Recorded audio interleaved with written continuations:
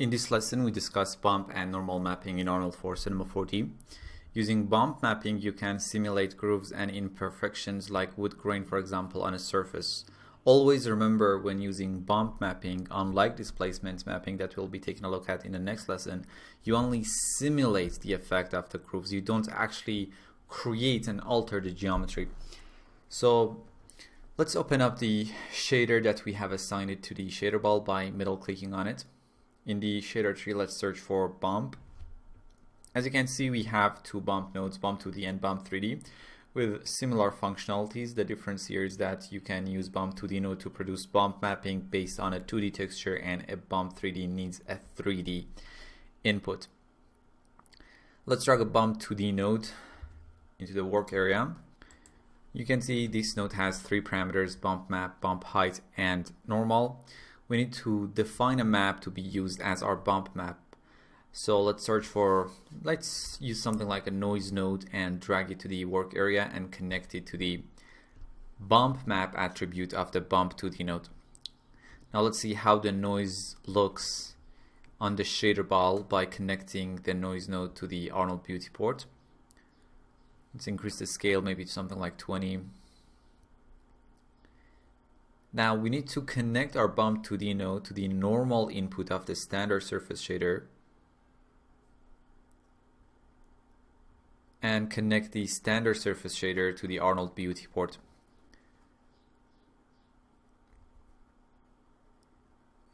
As you can see, the bump mapping isn't quite visible. Let me just increase the bump height, which controls the amount of bump mapping, to about 4. Now you can clearly see how our noise texture causing bumpiness on our shader ball. Always remember that this is just an illusion. The actual geometry is not changing. Look at the outline. It's perfect. The silhouette is unchanged. Let's use a simple image here to derive our bump mapping. Let me search for an image and drag it to the work area. Let's load this wood parquet texture.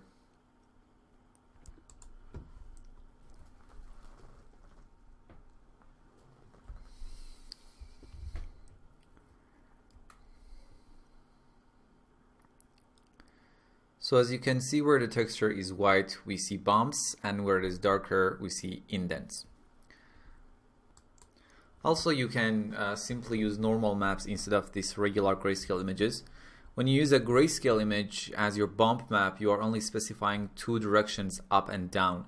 But normal maps are RGB textures and can give a direction to the bumpiness effect. Even though you can load your normal map in a bump 2D node, but a better way is to use a normal map node. So let's search for a normal map and drag it to the work area.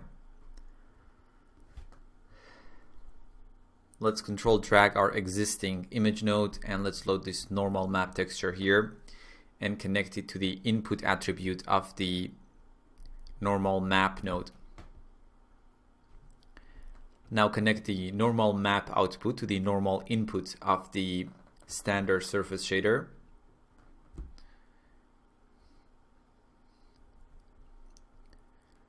Now let me select the image node and increase its scale U and V to 2.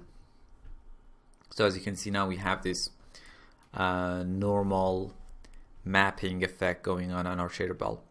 We have a few options in the node, in the normal map node. First of all, we have strength, which increases or decreases the normal map effect.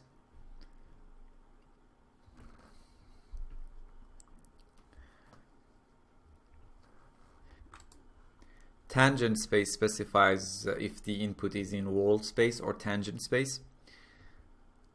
Then we have order, which lets you shuffle the input channels order.